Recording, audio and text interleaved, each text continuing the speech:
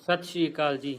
ਤੁਹਾਡਾ ਸਵਾਗਤ ਹੈ ਸਾਡੇ YouTube channel Punjabi audio book summary ਤੇ। ਇੱਥੇ ਅਸੀਂ ਤੁਹਾਡੇ ਲਈ ਲੈ ਕੇ ਆਉਂਦੇ ਹਾਂ ਦੁਨੀਆ ਦੀਆਂ ਮਹਾਨ ਕਿਤਾਬਾਂ ਦਾ ਪੰਜਾਬੀ ਅਨੁਵਾਦ। ਸਾਡੇ ਨਾਲ ਜੁੜੇ ਰਹਿਣ ਲਈ ਚੈਨਲ ਨੂੰ ਸਬਸਕ੍ਰਾਈਬ ਕਰ ਲਓ ਅਤੇ ਨਾਲ ਦਿੱਤੇ ਬੈਲ ਦੇ ਆਈਕਨ ਨੂੰ ਦਬਾ ਦਿਓ। ਅੱਜ ਤੁਸੀਂ ਸੁਣੋਗੇ the power of your subconscious mind book ਦਾ ਪੰਜਾਬੀ ਅਨੁਵਾਦ। The power of your subconscious mind ਦਾ ਅਰਥ ਹੈ ਤੁਹਾਡੇ ਅਵਚੇਤਨ ਮਨ ਦੀ ਸ਼ਕਤੀ। ਇਹ ਕਿਤਾਬ ਲਿਖੀ ਹੈ ਡਾਕਟਰ ਜੋਸਫ ਮਰੀ ਜੀ ਨੇ। ਇਹ ਕਿਤਾਬ ਸਾਨੂੰ ਦੱਸੇਗੀ ਕਿ ਅਸੀਂ ਆਪਣੇ ਅਵਚੇਤਨ ਮਨ ਦੀ ਸ਼ਕਤੀ ਨਾਲ ਆਪਣੀ ਜ਼ਿੰਦਗੀ ਨੂੰ ਕਿਵੇਂ ਬਦਲ ਸਕਦੇ ਹਾਂ। ਤੁਸੀਂ ਕਦੇ ਸੋਚਿਆ ਹੈ ਕਿ ਤੁਸੀਂ ਚਾਹੁੰਦੇ ਹੋਏ ਵੀ ਆਪਣੀ ਜ਼ਿੰਦਗੀ ਕਿਉਂ ਨਹੀਂ ਬਦਲ ਸਕਦੇ? ਕੁਝ ਲੋਕ ਬਹੁਤ ਜ਼ਿਆਦਾ ਅਮੀਰ ਹੁੰਦੇ ਹਨ ਅਤੇ ਕੁਝ ਲੋਕ ਬਹੁਤ ਜ਼ਿਆਦਾ ਗਰੀਬ। ਕੁਝ ਲੋਕ ਹਮੇਸ਼ਾ ਖੁਸ਼ ਰਹਿੰਦੇ ਹਨ ਅਤੇ ਕੁਝ ਲੋਕ ਹਮੇਸ਼ਾ ਦੁਖੀ। ਇਸ ਗੱਲ ਨਾਲ ਕੋਈ ਫਰਕ ਨਹੀਂ ਪੈਂਦਾ ਕਿ ਸਾਡੀ ਜ਼ਿੰਦਗੀ ਵਿੱਚ ਬਾਹਰ ਕੀ ਚੱਲ ਰਿਹਾ ਹੈ, ਪਰ ਜੋ ਸਾਡੇ ਅੰਦਰ ਸਾਡੇ ਦਿਮਾਗ ਵਿੱਚ ਚੱਲ ਰਿਹਾ ਹੈ ਉਹ ਪੂਰੀ ਤਰ੍ਹਾਂ ਸਾਡੀ ਜ਼ਿੰਦਗੀ ਨੂੰ ਪ੍ਰਭਾਵਿਤ ਕਰਦਾ ਹੈ। ਡਾਕਟਰ ਜੋਸਫ ਜੀ ਕਹਿੰਦੇ ਹਨ ਕਿ ਸਾਡੀ ਜ਼ਿੰਦਗੀ ਉਸੇ ਤਰ੍ਹਾਂ ਦੀ ਹੁੰਦੀ ਹੈ ਜਿਵੇਂ ਸਾਡੇ ਵਿਚਾਰ ਹੁੰਦੇ ਹਨ। ਉਹ ਦੱਸਦੇ ਹਨ ਕਿ ਜੋ ਅਸੀਂ ਸੋਚਦੇ ਹਾਂ, ਮਹਿਸੂਸ ਕਰਦੇ ਹਾਂ, ਉਹ ਹੀ ਸਾਡੀ ਜ਼ਿੰਦਗੀ ਵਿੱਚ ਹੁੰਦਾ ਹੈ। ਸੁਣਨ ਵਿੱਚ ਥੋੜ੍ਹਾ ਅਜੀਬ ਲੱਗਦਾ ਹੈ ਕਿ ਅਜਿਹਾ ਕਿਵੇਂ ਹੋ ਸਕਦਾ ਹੈ ਜੋ ਅਸੀਂ ਸੋਚੀਏ ਉਹ ਹੀ ਜ਼ਿੰਦਗੀ ਵਿੱਚ ਹੋਵੇ, ਪਰ ਜੇਕਰ ਅਜਿਹਾ ਸੋਚ ਕੇ ਅਸੀਂ ਇਸ ਨੂੰ ਅਣਦੇਖਿਆ ਕਰਾਂਗੇ ਤਾਂ ਅਸੀਂ ਇਸ ਦੀ ਸੱਚਾਈ ਨੂੰ ਕਦੇ ਵੀ ਸਮਝ ਨਹੀਂ ਸਕਾਂਗੇ। ਡਾਕਟਰ ਜੋਸਫ ਜੀ ਜੋ ਇਸ ਕਿਤਾਬ ਦੇ ਲੇਖਕ ਹਨ, ਉਹਨਾਂ ਨੂੰ ਸਾਰਕੋਮਾ ਨਾਮ ਦਾ ਕੈਂਸਰ ਹੋ ਗਿਆ ਸੀ। ਉਹਨਾਂ ਨੇ ਆਪਣੇ ਅਵਚੇਤਨ ਮਨ ਦੀ ਸ਼ਕਤੀ ਨਾਲ ਇਸ ਤੋਂ ਛੁਟਕਾਰਾ ਪਾ ਲਿਆ। ਇਸੇ ਗੱਲ ਤੋਂ ਪ੍ਰਭਾਵਿਤ ਹੋ ਕੇ ਉਹਨਾਂ ਨੇ ਇਹ ਕਿਤਾਬ ਲਿਖੀ, ਕਿਉਂਕਿ ਹੁਣ ਉਹਨਾਂ ਨੂੰ ਅਵਚੇਤਨ ਮਨ ਦੀ ਸ਼ਕਤੀ 'ਤੇ ਪੂਰੀ ਤਰ੍ਹਾਂ ਯਕੀਨ ਹੋ ਗਿਆ ਸੀ। ਇਸ ਗੱਲ ਨੂੰ ਅਸੀਂ ਸਾਡੀ ਜ਼ਿੰਦਗੀ ਵਿੱਚ ਹਰ ਰੋਜ਼ ਮਹਿਸੂਸ ਕਰਦੇ ਹਾਂ ਕਿ ਜਦੋਂ ਅਸੀਂ ਕੁਝ ਚੰਗਾ ਸੋਚਦੇ ਹਾਂ ਤਾਂ ਸਾਡੇ ਸਰੀਰ ਵਿੱਚ ਇੱਕ ਨਵੀਂ ਊਰਜਾ ਆ ਜਾਂਦੀ ਹੈ। ਇਸ ਤੋਂ ਅਸੀਂ ਆਸਾਨੀ ਨਾਲ ਸਮਝ ਸਕਦੇ ਹਾਂ ਸਾਡੇ ਵਿਚਾਰ ਕਿੰਨੇ ਸ਼ਕਤੀਸ਼ਾਲੀ ਹੁੰਦੇ ਹਨ। ਇਹ ਸਾਡੀ ਜ਼ਿੰਦਗੀ ਨੂੰ ਪੂਰੀ ਤਰ੍ਹਾਂ ਬਦਲਣ ਦੀ ਸ਼ਕਤੀ ਰੱਖਦੇ ਹਨ। ਅਵਚੇਤਨ ਮਨ ਦੀ ਸ਼ਕਤੀ ਦਾ ਇਸਤੇਮਾਲ ਡਾਕਟਰ ਵੀ ਆਪਣੇ ਮਰੀਜ਼ਾਂ ਨੂੰ ਠੀਕ ਕਰਨ ਲਈ ਕਰਦੇ ਹਨ। ਉਹ ਮਰੀਜ਼ਾਂ ਨੂੰ ਠੀਕ ਕਰਨ ਦੇ ਲਈ ਪਲਸੀਬੋ ਇਫੈਕਟ ਨਾਮ ਦੀ ਤਕਨੀਕ ਦੀ ਵਰਤੋਂ ਕਰਦੇ ਹਨ। ਇਸ ਵਿੱਚ ਮਰੀਜ਼ ਨੂੰ ਨਕਲੀ ਦਵਾਈ ਦਿੱਤੀ ਜਾਂਦੀ ਹੈ। ਮਰੀਜ਼ ਨੂੰ ਇਸ ਬਾਰੇ ਦੱਸਿਆ ਨਹੀਂ ਜਾਂਦਾ। ਮਰੀਜ਼ ਦਵਾਈ ਲੈਣ ਤੋਂ ਬਾਅਦ ਸੋਚਦਾ ਹੈ ਕਿ ਮੈਂ ਦਵਾਈ ਲੈ ਲਈ ਹੈ, ਹੁਣ ਮੈਂ ਠੀਕ ਹੋ ਜਾਵਾਂਗਾ। ਇਹ ਵਿਧੀ 100% ਕੰਮ ਕਰਦੀ ਹੈ ਤੇ ਮਰੀਜ਼ ਠੀਕ ਹੋਣ ਲੱਗਦਾ ਹੈ। ਇਸੇ ਤਰ੍ਹਾਂ ਇਸ ਦੇ ਬਿਲਕੁਲ ਉਲਟ ਇੱਕ ਤਕਨੀਕ ਹੈ ਜਿਸ ਨੂੰ ਨੋਸੀਬੋ ਇਫੈਕਟ ਕਿਹਾ ਜਾਂਦਾ ਹੈ। ਇਸ ਤਕਨੀਕ ਰਾਹੀਂ ਕਿਸੇ ਤੰਦਰੁਸਤ ਵਿਅਕਤੀ ਨੂੰ ਇਹ ਝੂਠ ਬੋਲਿਆ ਜਾਂਦਾ ਹੈ ਕਿ ਉਸ ਨੂੰ ਕੋਈ ਬਿਮਾਰੀ ਹੈ।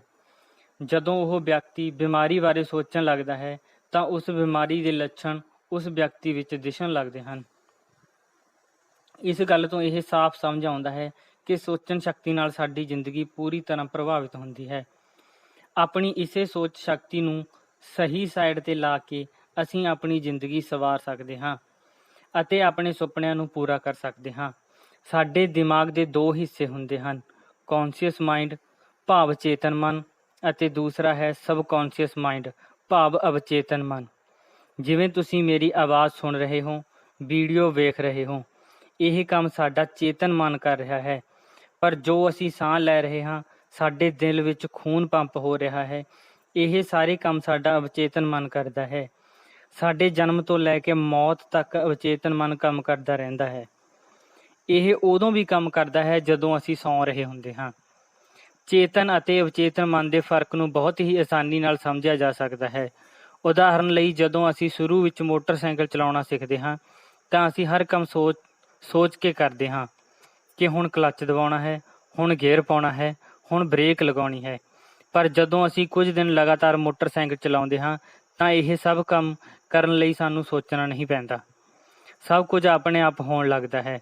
ਸ਼ੁਰੂ ਵਿੱਚ ਅਸੀਂ ਇਹ ਕੰਮ ਚੇਤਨ ਮਨ ਨਾਲ ਕਰਦੇ ਹਾਂ, ਪਰ ਕੁਝ ਦਿਨ ਲਗਾਤਾਰ ਕਰਨ ਨਾਲ ਇਹ ਸਾਡੇ ਅਵਚੇਤਨ ਮਨ ਵਿੱਚ ਬੈਠ ਜਾਂਦਾ ਹੈ ਤਾਂ ਇਹ ਆਪਣੇ ਆਪ ਹੋਣ ਲੱਗਦਾ ਹੈ। ਠੀਕ ਉਸੇ ਤਰ੍ਹਾਂ ਜਿਵੇਂ ਅਸੀਂ ਬਿਨਾਂ ਸੋਚੇ ਸਾਹ ਲੈਂਦੇ ਹਾਂ, ਇਸ ਤੋਂ ਬਾਅਦ ਅਸੀਂ ਪਤਾ ਨਹੀਂ ਕੀ ਸੋਚਦੇ ਮੋਟਰਸਾਈਕਲ 'ਤੇ ਹਜ਼ਾਰਾਂ ਕਿਲੋਮੀਟਰ ਨਿਕਲ ਜਾਂਦੇ ਹਾਂ। ਗੇਅਰ ਪਾਉਣਾ, ਬ੍ਰੇਕ ਲਗਾਉਣੀ, ਸਾਰੇ ਕੰਮ ਆਪਣੇ ਆਪ ਹੁੰਦੇ ਰਹਿੰਦੇ ਹਨ। ਇਹ ਹੈ ਸਾਡੇ ਅਵਚੇਤਨ ਮਨ ਦੀ ਸ਼ਕਤੀ ਦੀ ਤਾਕਤ। ਇਸ ਉਦਾਹਰਨ ਤੋਂ ਇਹ ਸਿੱਧ ਹੋ ਜਾਂਦਾ ਹੈ ਕਿ ਜੋ ਅਸੀਂ ਹਰ ਰੋਜ਼ ਬਾਰ-ਬਾਰ ਬੋਲਦੇ ਹਾਂ, ਸੋਚਦੇ ਹਾਂ, ਉਹ ਹੀ ਸਾਡੀ ਅਸਲ ਜ਼ਿੰਦਗੀ ਵਿੱਚ ਹੋਣ ਲੱਗਦਾ ਹੈ। ਹਰ ਗੱਲ ਜਾਂ ਵਿਚਾਰ ਪਹਿਲਾਂ ਸਾਡੇ ਚੇਤਨ ਮਨ ਵਿੱਚ ਰਹਿੰਦਾ ਹੈ, ਪਰ ਜਦੋਂ ਅਸੀਂ ਇਸ ਨੂੰ ਬਾਰ-ਬਾਰ ਦੁਹਰਾਉਂਦੇ ਹਾਂ ਤਾਂ ਇਹ ਸਾਡੇ ਅਵਚੇਤਨ ਮਨ ਵਿੱਚ ਚਲਾ ਜਾਂਦਾ ਹੈ ਅਤੇ ਉਹ ਇਸ ਵਿਚਾਰ ਨੂੰ ਸੱਚ ਮੰਨ ਲੈਂਦਾ ਹੈ ਤੇ ਉਸ ਨੂੰ ਸੱਚ ਕਰਨ ਲਈ ਸਾਡੇ ਤੋਂ ਕੰਮ ਕਰਵਾਉਂਦਾ ਹੈ।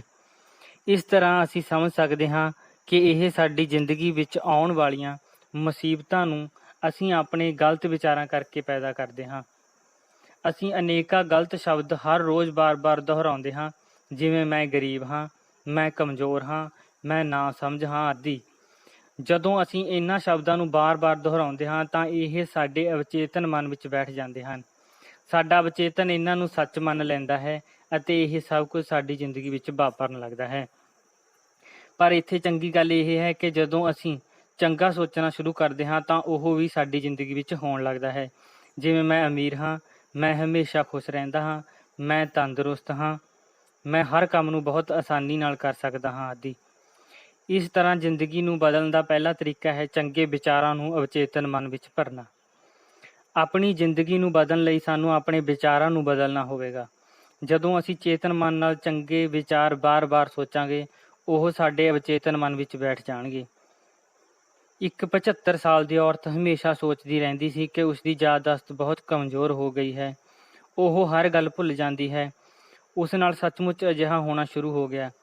ਫਿਰ ਅਚਾਨਕ ਉਸ ਨੂੰ ਤੁਹਾਡੇ ਮਨ ਦੀ ਅਵਚੇਤਨ ਸ਼ਕਤੀ ਬੁੱਕ ਪੜ੍ਹਨ ਨੂੰ ਮਿਲੀ। ਉਸ ਨੇ ਚੰਗਾ ਸੋਚਣਾ ਸ਼ੁਰੂ ਕੀਤਾ ਕਿ ਉਸ ਦੀ ਯਾਦਦਾਸ਼ਤ ਬਹੁਤ ਵਧੀਆ ਹੈ। ਕੁਝ ਸਮੇਂ ਬਾਅਦ ਹੀ ਉਸ ਨੂੰ ਇਸ ਦੇ ਨਤੀਜੇ ਪ੍ਰਾਪਤ ਹੋਣੇ ਸ਼ੁਰੂ ਹੋ ਗਏ। ਠੀਕ ਇਸੇ ਤਰ੍ਹਾਂ ਇੱਕ ਵਿਅਕਤੀ ਨੂੰ ਫੇਫੜਿਆਂ ਸੰਬੰਧੀ ਕੋਈ ਬਿਮਾਰੀ ਹੋ ਗਈ। ਇਸ ਬਿਮਾਰੀ ਨੂੰ ਉਸ ਵਿਅਕਤੀ ਦੀਆਂ ਰਿਪੋਰਟਸ ਵਿੱਚ ਸਾਫ਼ ਦੇਖਿਆ ਜਾ ਸਕਦਾ ਸੀ। ਉਹ ਵਿਅਕਤੀ ਅਵਚੇਤਨ ਮਨ ਦੀ ਸ਼ਕਤੀ ਬਾਰੇ ਜਾਣਦਾ ਸੀ, ਤਾਂ ਉਹ ਹਰ ਰੋਜ਼ ਰਾਤ ਨੂੰ ਸੌਣ ਤੋਂ ਠੀਕ ਪਹਿਲਾਂ ਇਹ ਸੋਚ ਕੇ ਸੌਂਦਾ ਸੀ ਕਿ ਉਹ ਠੀਕ ਹੋ ਗਿਆ ਹੈ। ਸਿਰਫ 1 ਮਹੀਨੇ ਵਿੱਚ ਉਸ ਨੇ ਆਪਣੀ ਬਿਮਾਰੀ ਤੋਂ ਬਹੁਤ ਹੱਦ ਤੱਕ ਛੁਟਕਾਰਾ ਪਾ ਲਿਆ। ਜਦੋਂ ਡਾਕਟਰ ਜੋਸਫ ਨੇ ਉਸ ਵਿਅਕਤੀ ਨੂੰ ਪੁੱਛਿਆ ਕਿ ਤੁਸੀਂ ਰਾਤ ਨੂੰ ਸੌਣ ਵੇਲੇ ਹੀ ਕਿਉਂ ਸੋਚਦੇ ਸੀ, ਤਾਂ ਉਸਨੇ ਦੱਸਿਆ ਕਿ ਜਦੋਂ ਅਸੀਂ ਅਰਧ ਨੀਂਦ ਵਿੱਚ ਹੁੰਦੇ ਹਾਂ, ਭਾਵ ਬਿਲਕੁਲ ਪੂਰੀ ਨੀਂਦ ਆ ਰਹੀ ਹੁੰਦੀ ਹੈ, ਤਾਂ ਕੋਈ ਵੀ ਗੱਲ ਬਹੁਤ ਹੀ ਆਸਾਨੀ ਨਾਲ ਅਵਚੇਤਨ ਮਨ ਤੱਕ ਪਹੁੰਚਾਈ ਜਾ ਸਕਦੀ ਹੈ।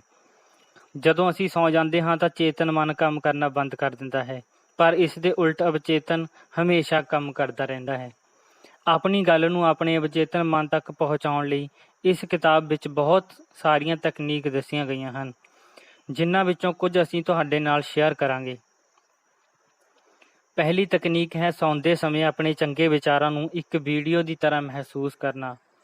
ਦੂਸਰੀ ਵਿਧੀ ਹੈ ਕੁਦਰਤ ਨੇ ਜੋ ਵੀ ਚੰਗੀਆਂ ਚੀਜ਼ਾਂ ਤੁਹਾਨੂੰ ਦਿੱਤੀਆਂ ਹਨ, ਉਸ ਲਈ ਉਸ ਦਾ ਧੰਨਵਾਦ ਕਰਨਾ, ਜਿਵੇਂ ਪੈਸਾ, ਚੰਗੀ ਸਿਹਤ, ਸੋਹਣਾ ਪਰਿਵਾਰ ਆਦਿ। ਹਰ ਉਸ ਚੀਜ਼ ਲਈ ਕੁਦਰਤ ਦਾ ਧੰਨਵਾਦ ਜੋ ਉਸਨੇ ਤੁਹਾਨੂੰ ਦਿੱਤੀ ਹੈ।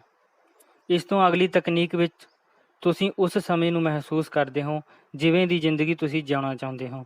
ਉਦਾਹਰਨ ਲਈ ਤੁਹਾਨੂੰ ਕੋਈ ਬਿਮਾਰੀ ਹੈ ਤਾਂ ਤੁਸੀਂ ਇਹ ਮਹਿਸੂਸ ਕਰੋ ਕਿ ਤੁਸੀਂ ਬਿਲਕੁਲ ਤੰਦਰੁਸਤ ਹੋ ਗਏ ਹੋ।